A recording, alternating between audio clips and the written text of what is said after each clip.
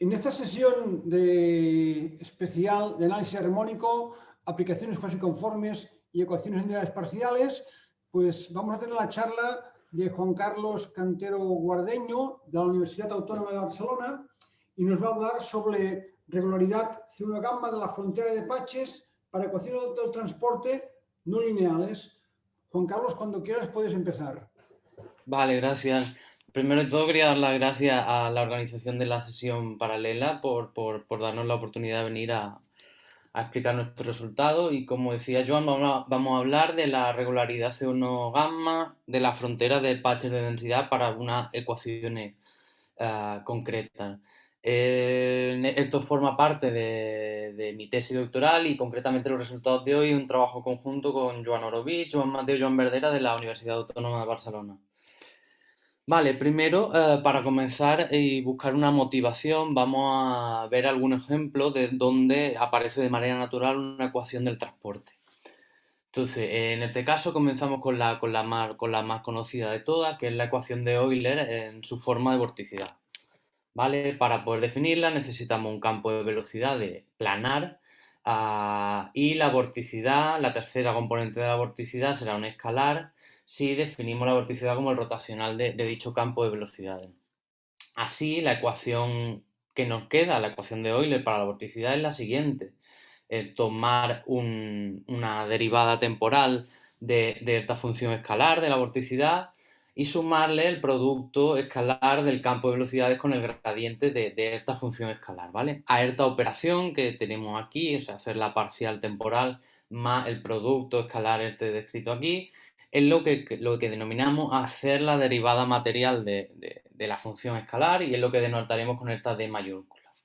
Entonces, cuando esta derivada material la igualamos a cero, es cuando hablamos de una ecuación del transporte homogénea, ¿vale? De la manera en que hemos definido esta vorticidad, podemos relacionar la velocidad original a través del escalar mediante la convolución de esta vorticidad con un núcleo, en este caso el núcleo de Biot-Savart. ¿Y qué era el núcleo de Biot-Savart? Pues, en este caso, tomando la solución fundamental del laplaciano n, el núcleo de Biot-Savart se corresponde con el gradiente perpendicular de Rtn. Y cuando tenemos un campo de velocidades definido de esta manera, lo que se tiene es que la divergencia de este campo es nula, ¿vale? Luego hablaremos sobre la divergencia y veremos que este es, digamos, el mejor caso posible. Tener una divergencia nula es lo que llamamos un campo incompresible. Vale, ahora nos movemos a otra ecuación, y es la ecuación de la agregación. Esta ecuación de la agregación no es exactamente la que aparece en pantalla, pero sí que cuando el dato inicial que le damos a la ecuación en derivadas parciales es la característica de un dominio, en este caso estamos en cualquier dimensión, estamos en Rn, pues bien, cuando la función inicial, el dato inicial es la característica de un dominio, que es cuando decimos que estamos en el caso de un patch, en este caso un patch de densidad, si fuera la vorticidad un patch de vorticidad, pues en este caso concreto y haciendo un cambio de variables, sí que la ecuación de la agregación, que ya digo, no es esta que aparece aquí, puede ser escrita de la misma manera que teníamos para la vorticidad, en este caso para la densidad, ¿no? Hacemos la derivada material del escalar densidad, igualamos a cero. En este caso, en el caso de la agregación, la relación que aparece entre el campo de velocidades y el escalar de nuevo es la convolución de dicho escalar con un núcleo, en este caso el núcleo conocido como núcleo de la agregación, y que se corresponde con menos el gradiente de nuevo de la solución fundamental del Laplaciano. Cuando tenemos un campo de velocidades calculado de esta manera, se tiene que la divergencia no es cero ya, pero sí que aún es sencilla, ¿no? La divergencia se corresponde con menos el escalar, con un múltiplo del escalar. Entonces, por ejemplo, si el escalar está acotado, aún mantendremos que la divergencia está acotada. Y es más, en el caso del patch, simplemente esta divergencia valdrá 1 en una región del espacio y 0 fuera.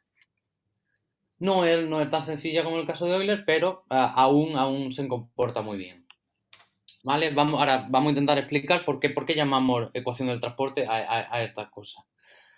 Entonces, para ello vamos a definir un homeomorfismo en el espacio, que el homeomorfismo X, el que llamamos flujo, y que es la solución de la siguiente ecuación diferencial, de la derivada temporal del flujo e igual al campo de velocidades aplicado en el propio flujo.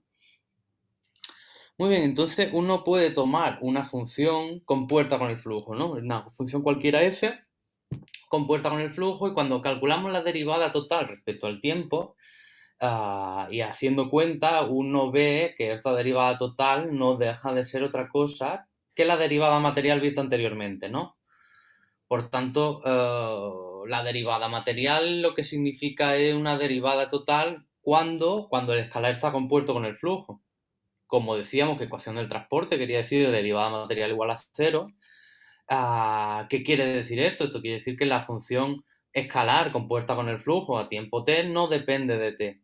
Entonces, simplemente igualando el tiempo igual a cero, puedo ver que el valor del escalar en tiempo t y en la posición, el flujo al final querrá decir la posición en tiempo t de una partícula que inicialmente estaba en la posición alfa. Por tanto, el escalar evaluado en tiempo t y en la posición futura de la partícula que inicialmente estaba en alfa será exactamente igual al valor inicial a tiempo cero que existía en la posición alfa, ¿vale? Entonces, este escalar se está transportando a través de las trayectorias. En particular, si el dato inicial es la característica de un dominio, es decir, 1 en una región del espacio y 0 fuera, al cabo de un tiempo, todos los puntos que se encontraban dentro del dominio estarán en otro lugar y allí la densidad valdrá 1. Fuera de los que estaban fuera del dominio en el instante inicial, los que estaban en el complemento de 0, ahora estarán en otro lugar y allí valdrá 0. Por lo tanto, la solución a cualquier tiempo sigue siendo la característica de un dominio. Vale, como decíamos o como veremos durante lo que podamos explicar de la prueba de nuestro teorema, la divergencia es una cantidad muy relevante. Y cuanto más sencilla sea la divergencia, más manejable será la ecuación, por decirlo de alguna manera, ¿vale? Entonces vamos nosotros a partir de ahora, como en el caso de Euler tenemos un núcleo que es gradiente ortogonal de n, en el caso de agregación el menos gradiente de n, nosotros con el espíritu de generalizar estos dos tipos de núcleos, vamos a considerar el núcleo del siguiente tipo. Vamos a tomar el gradiente de n, un vector, y vamos a multiplicar por la izquierda por una matriz cuadrada de dimensión n, obteniendo así cualquier combinación, que cada componente del núcleo K son combinaciones lineales de las derivadas parciales de n. Por tanto, esto incluirá caso de Euler, incluirá caso de agregación y otros muchos. ¿Qué sucede aquí? Vamos a ver qué pasa con la divergencia. Como decíamos, ecuación de Euler, divergencia 0. Ecuación de la agregación, divergencia en menos ρ. Si la densidad es acotada, la divergencia será acotada. En general, lo que se tiene es que el cálculo de divergencia del campo de velocidades no aporta un operador de Calderon-Simons de la densidad. Entonces no podremos asegurar tantas cosas. Por ejemplo, si la densidad es acotada, entonces la divergencia no sabremos más que es de BMO. No podremos asegurar que sea acotada. Y esto nos dificultará en algún punto la demostración del teorema. No será tan sencilla o no será siempre comparable a la de los casos anteriores. Vale, antes de pasar al teorema, en nuestro caso vamos a ver diferentes espacios donde hay buena apertura de la ecuación de Euler, ¿vale? Nos vamos al caso más sencillo, al caso de divergencia nula, vemos dónde funciona, dónde existe solución y regularidad y persistencia de la regularidad inicial, y con eso intentaremos esperaremos lo mismo para el caso general, ¿no? Entonces, por ejemplo, dada la ecuación de Euler, ecuación del transporte, recuperando la velocidad a través del núcleo Biot-Savart, si el dato inicial es de la clase de Helder con soporte compacto, entonces hay buena apertura. Existe una única solución a tiempo t para todo tiempo que sigue perteneciendo a este espacio de funciones, ¿vale? Este resultado, aunque no es el que hablaremos hoy, también se puede recuperar para el caso general, ¿vale? Por otro lado, el resultado de Judovich, bien conocido, nos dice que si la vorticidad inicial, L1 infinito, son funciones integrables y acotadas, entonces existe una única solución, en este caso débil, no es algo a lo que entremos aquí, hay que definir lo que es una solución débil, pero existe una solución de este tipo para todo tiempo, ¿vale? Aquí me gustaría destacar que en el caso general no sabemos si un resultado tipo Judovich, es decir, con un dato inicial de integrable y acotado, produce una solución única ni regular en el tiempo. No sabemos pasar este resultado para este núcleo al núcleo general. Tampoco sabemos un resultado negativo, por lo cual es un problema que está abierto. Sin embargo, un caso muy estudiado y particular de este tipo de funciones acotadas e integrables, es cuando la función inicial que le damos es la característica de un dominio y un dominio regular. En particular pensamos en un dominio de clase C1 gamma. ¿Qué quiere decir un dominio de clase C1 gamma? Simplemente un dominio cuya frontera localmente y quizá después de alguna rotación se corresponde con la gráfica de una función C1 gamma, es decir, una función cuyo gradiente es de la clase de Helder gamma. En este caso, tanto en el caso de Euler, vemos que sí, que al cabo de un cierto tiempo la solución será la característica de otro dominio y este dominio de t a tiempo t aún es de clase C1 gamma, ¿vale? Y este es el resultado que hemos sabido trasladar al núcleo más general L, una matriz de L multiplicada por el gradiente de L, ¿vale? Entonces, a partir de ahora intentar dar alguna pincelada de la prueba del teorema, ¿no? Que es el que comentábamos. Dada una ecuación del transporte, con el núcleo, con la velocidad recuperada a través del escalar, a través de la convolución con un núcleo, y dada una condición inicial, la característica de un dominio regular, un dominio de clase C1 gamma, entonces la solución para todo tiempo sigue siendo la característica de un dominio de clase C1 gamma. Como comentábamos, caso de Euler, un resultado del año 93 que fue probado primero por Chemin, luego por Bertocci y Constantin. En el caso de la agregación, que digamos el segundo caso en complejidad, fue probado en 2016 por Bertocci, Garnell, Doran y Verdera. Y finalmente, cuando consideramos el núcleo L gradiente Ln, es lo que vamos a explicar ahora, cómo conseguir probar este teorema para este caso, lo que hemos conseguido probar este presente año. Entonces ahora vamos a intentar dar alguna idea de la prueba, ¿no? Queremos probar existencia, unicidad y regularidad de una solución para todo tiempo. El primer paso que vamos a hacer es probarlo para tiempo corto, ¿no? Tener una existencia local en el tiempo. Vale, para ello vamos a plantear una ecuación diferencial, no directamente vamos a trabajar con la ecuación del transporte, sino que vamos a plantear una ecuación asociada, ¿no? Como hemos dicho, hay una cantidad, o sea, hay un homeomorfismo muy importante que es el flujo y va a ser para el cual vamos a plantear una ecuación. ¿Por qué? Porque tenemos una ecuación satisfecha por el flujo, que es que su derivada es el campo de velocidad aplicado en el flujo. Cuando en este caso ponemos nuestro campo de velocidades calculado como el núcleo que tenemos, convolucionado con tal, nos aparece un funcional que no vamos a escribir aquí, un funcional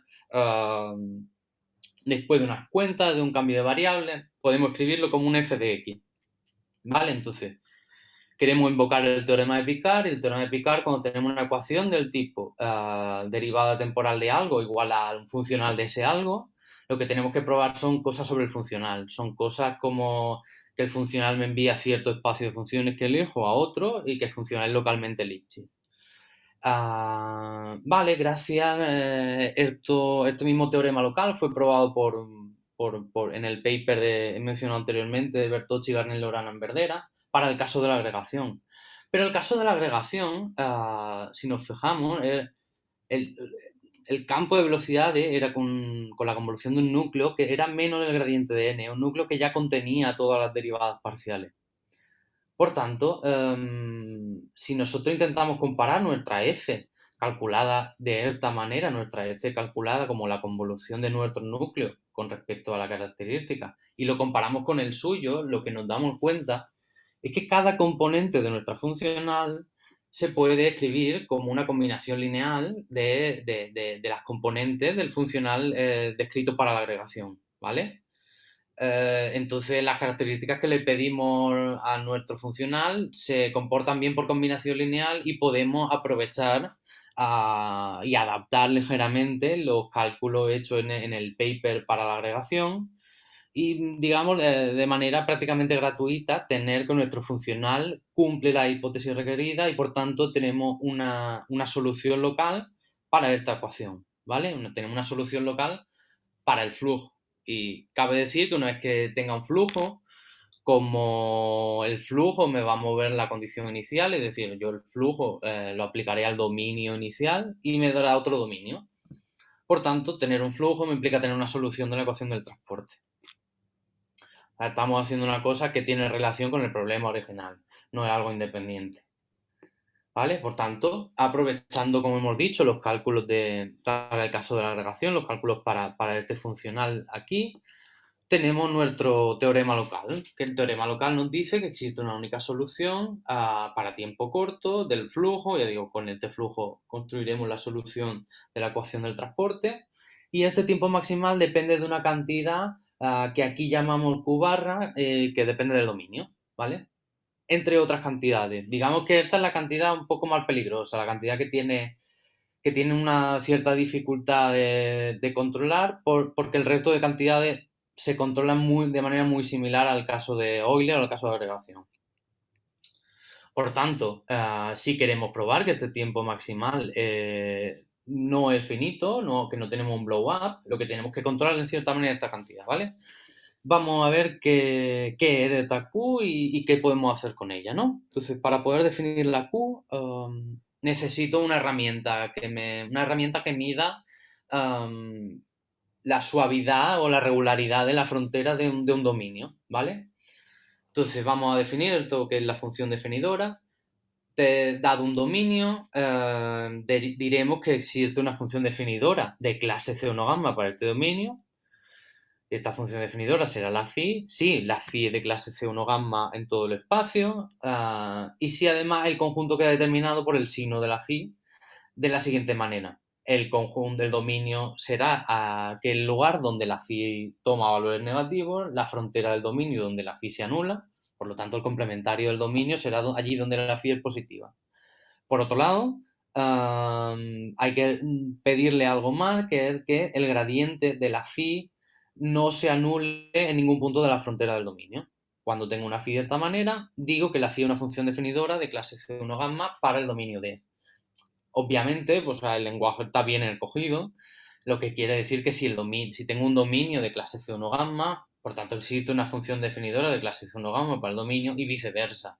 No hemos puesto una nomenclatura que no encaja con lo que uno espera. Importante aquí destacar que la función definidora no es única. Por ejemplo, vemos que si una función phi cumple estas cosas, multiplicamos la phi por una constante positiva, obtendremos otra función definidora. Y aún se pueden hacer más cosas de modificar la phi para obtener una función definidora para el dominio. Por lo tanto, no tenemos unicidad y siempre tendremos que hablar de una función definidora. Ahora, dado un dominio D, tomo una función definidora de clase C1 gamma para este dominio. Entonces calculo el gradiente de esta función definidora y me lo miro solo en la frontera. Y allí en esa frontera, el gradiente, le calculo la norma gamma, esta cantidad que aparece aquí, ¿vale? Una vez que haga el ínfimo sobre todas las funciones definidoras, obtengo lo que hemos denominado el Q barra de D. Como comentaba, no es exactamente, incluso aunque hayamos dejado otras magnitudes, otras cantidades a controlar de las cuales el tiempo maximal depende, esta cantidad Q no es exactamente la que nos aparece. Lo que nos aparece en vez de esta norma es un cociente, pero el denominador puede ser controlado fácilmente o de manera muy similar al resto de ecuaciones, es decir, a la ecuación de Euler, la ecuación de agregación, y no tiene tanto interés. El que presenta mayor complejidad para el caso general es este, y por tanto vamos a centrarnos en él. Vale, ahora nuestro objetivo, por tanto, es controlar esta cantidad Q. Nuestro objetivo es controlar esta cantidad de Q y finalmente, o sea, al final lo que queremos controlar es la norma gamma restringida en la frontera del gradiente de una función definidora. Entonces necesitamos ver qué es una función definidora, encontrar una buena. ¿Vale? Para encontrar una función definidora buena, podemos hacer ciertos cálculos inspirados en lo que sucede en las ecuaciones previas, digamos, ecuación Euler, ecuación de agregación, y nos damos cuenta que una buena función definidora puede ser la solución de la siguiente ecuación diferencial. O sea, la siguiente ecuación de derivadas parciales.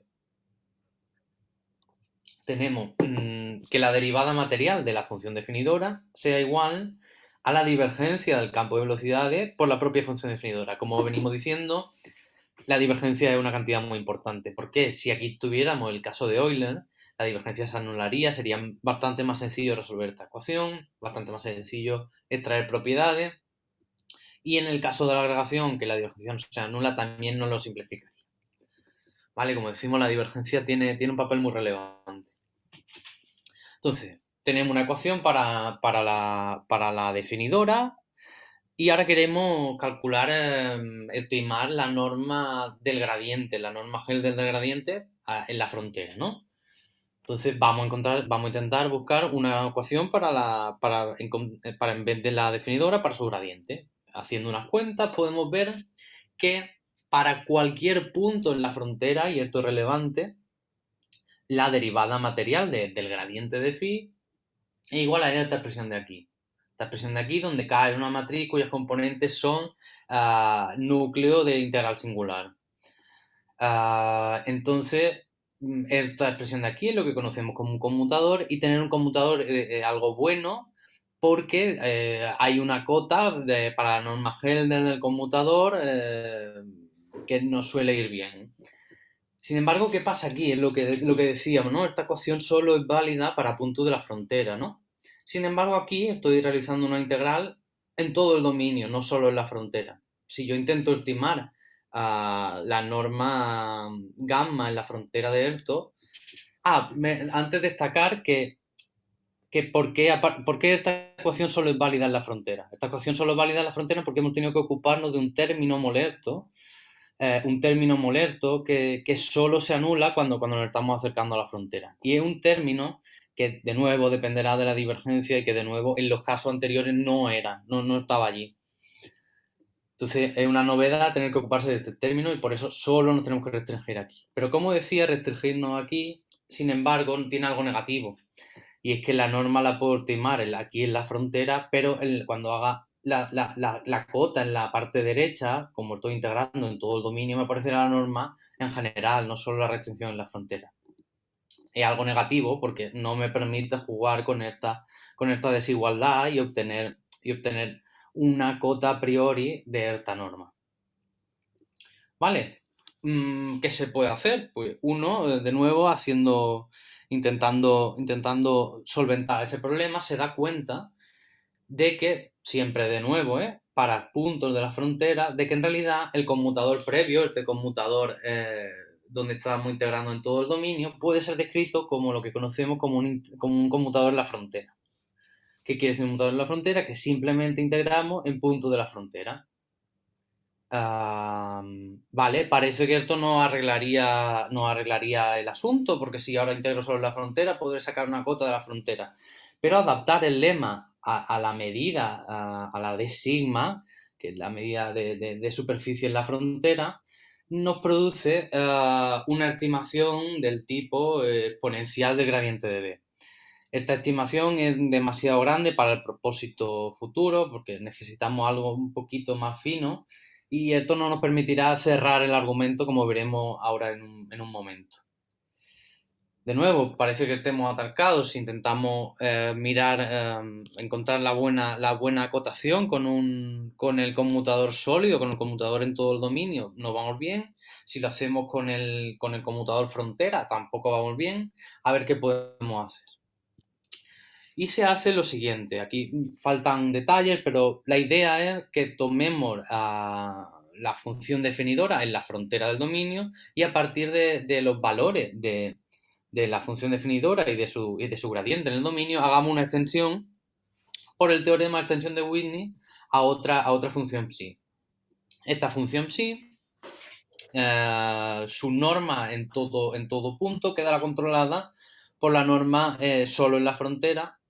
Y de nuevo, jugando con el hecho y jugando con la equivalencia entre conmutadores sólidos, conmutadores frontera, finalmente podremos llegar a la estimación que buscábamos, ¿no? Una estimación que nos diga que la variación temporal de la norma, que al final esta norma de aquí es la que queremos controlar, será más pequeño o igual que alguna cosa por la propia norma. Porque es la que queríamos. Vamos a ver por qué necesitábamos algo así, porque una cosa menos fina no iba bien, ¿vale? Tenemos esta ecuación de aquí, esta desigualdad, y si nosotros integramos directamente, podemos ver, ¿no? Que la norma del gradiente será más pequeña, la norma gamma del gradiente restringido en la frontera, más pequeño que la exponencial de la integral dependiendo del gradiente de b. ¿Por qué queremos eta y no otra superior? Pues por el siguiente motivo. En general, para este tipo de ecuaciones, para la ecuación del transporte, uno puede obtener otra desigualdad casi en cualquier caso que me dice que me da una buena cota para la norma al infinito del gradiente de b. En nuestro caso, con una pequeña adaptación de los casos anteriores, vemos que la norma ERTA que aparece dentro de la integral, que aparece dentro de la exponencial en la ecuación 1, puede ser controlada por un logaritmo de la otra, de la parte que queremos controlar, de la parte del gradiente de phi. Por tanto, una exponencial y un logaritmo, cuando metamos una ecuación dentro de otra, tendremos una cancelación y tendremos que al final resulta algo lineal, ¿no? Lo que decíamos, insertando la ecuación 1 en la 2, gracias a esta cancelación de la exponencial con el logaritmo, uno tiene que la propia norma del gradiente de b, la norma al infinito del gradiente de b, está acotado por una integral de ella misma. Por tanto, podemos aplicando un resultado tipo Gromwall o derivando y luego integrando directamente, lo que podemos ver es que la norma al infinito del gradiente de b está acotado por una exponencial que depende del tiempo, pero que para cualquier tiempo finito sigue siendo finita. Es decir, el gradiente de b está uniformemente acotado para todo tiempo. No explota nunca. El hecho de que esto no explote, si ahora introducimos esta cota de aquí en la ecuación 1, lo que tendremos será una cota finalmente, de nuevo, finita para cualquier tiempo finito, para la norma, que al final es la norma que venimos buscando siempre acotar, ¿no? Entonces, está acotado por una doble exponencial, una cantidad muy grande, pero que será finita siempre, ¿no? Entonces, ahora, ¿cómo cerramos con esto?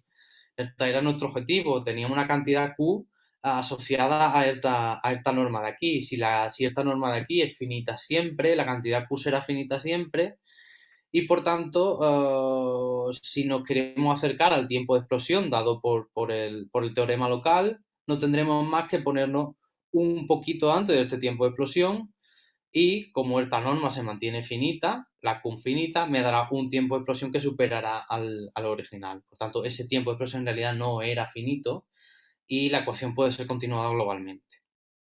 Y eso es todo lo que quería explicar. Muy bien, pues muchas gracias, Juan Carlos, por tu exposición.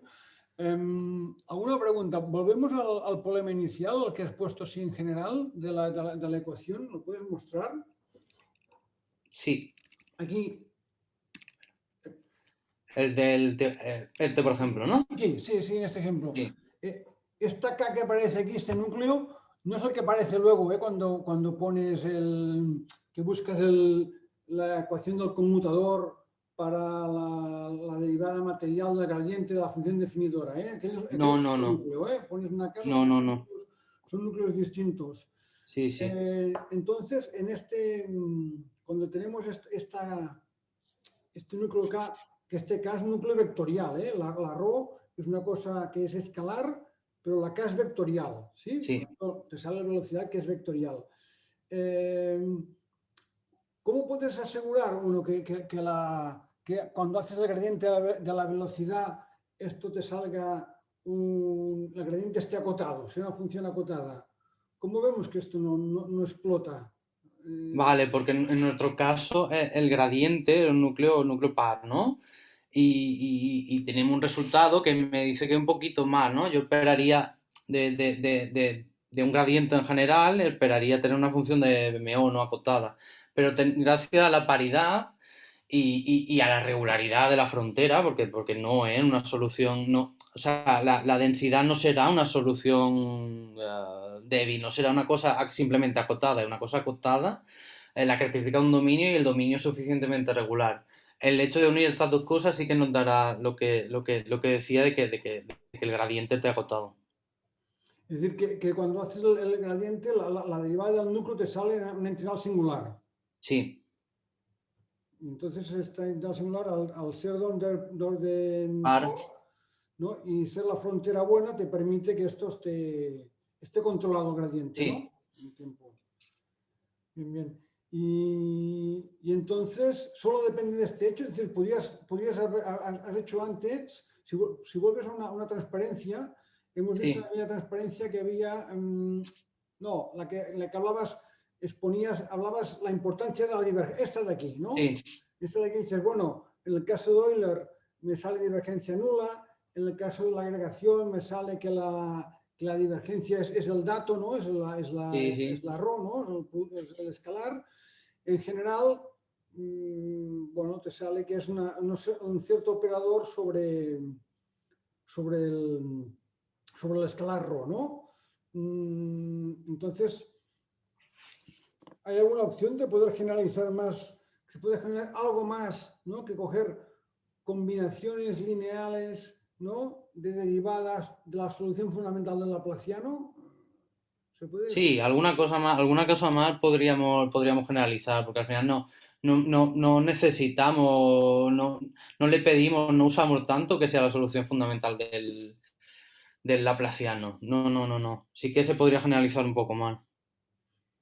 Y las restricciones que pueden venir por el hecho de que cumplan propiedades integrales singulares o porque cumplan propiedades, pues, no sé, más propias de flujos o de trayectorias No, todo depende de cómo sean las derivadas del núcleo. desde el núcleo. Bueno, pues muchas gracias por tu exposición y lo dejamos aquí. Muchas gracias, Juan Carlos. Vale, a vosotros.